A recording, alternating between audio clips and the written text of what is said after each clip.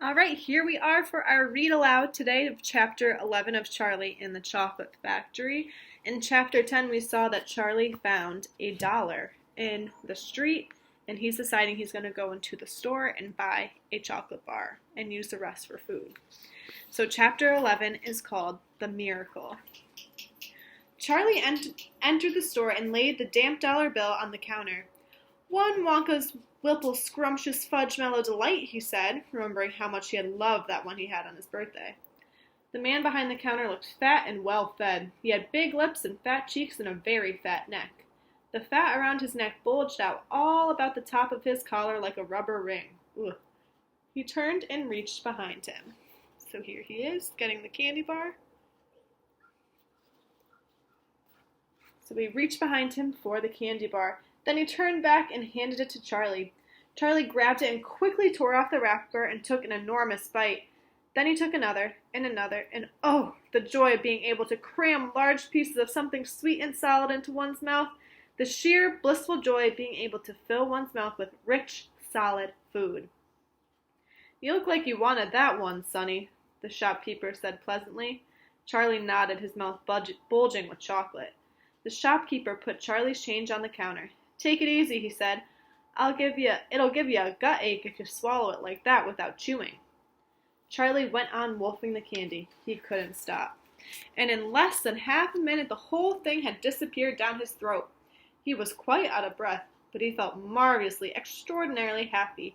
He reached out a hand to take the change. Then he paused. His eyes were just above the level of the counter. They were staring at the little silver coins lying there. The coins were all dimes. There were 9 of them altogether. Surely it wouldn't matter if he spent just one more. "I think," he said quietly, "I think I'll have just one more of those candy bars. The same kind as before, please." "Why not?" the fat shopkeeper said, reaching behind him again and grabbing another Whipple Scrumptious Fudge Mellow Delight from the shelf. He laid it on the counter.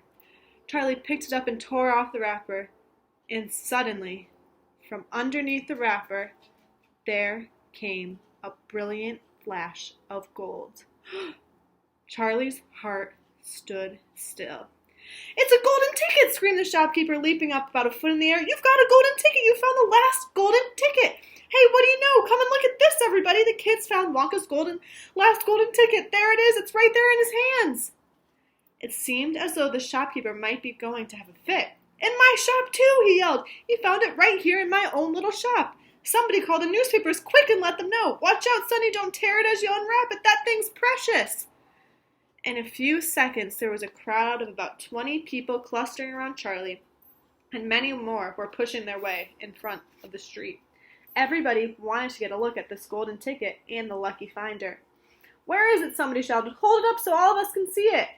"There it is there," somebody else shouted. "He's holding it in his hand. See the gold shining?" "How did he manage to find it, I'd like to know," a large boy shouted angrily. 20 bars a day I've been buying for weeks and weeks."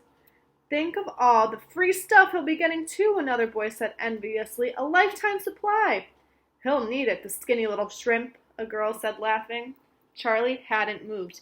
He hadn't even unwrapped the golden ticket from around the candy bar. He was standing very still, holding it tightly between both hands, while the crowd pushed and shouted all around him. He felt quite dizzy. There was a peculiar floating sensation coming over him, as though he were floating up in the air like a balloon.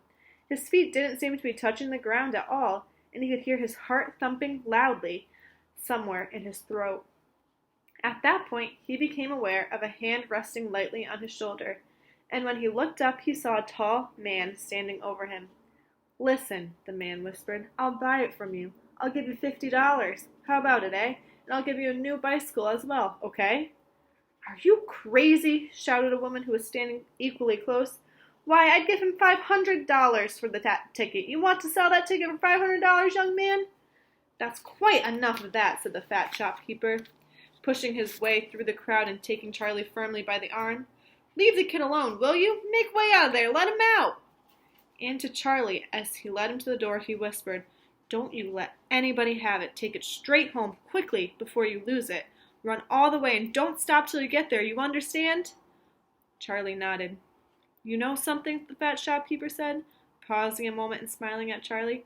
I have a feeling you needed a break like this. I'm awfully glad you got it. Good luck to you, Sonny.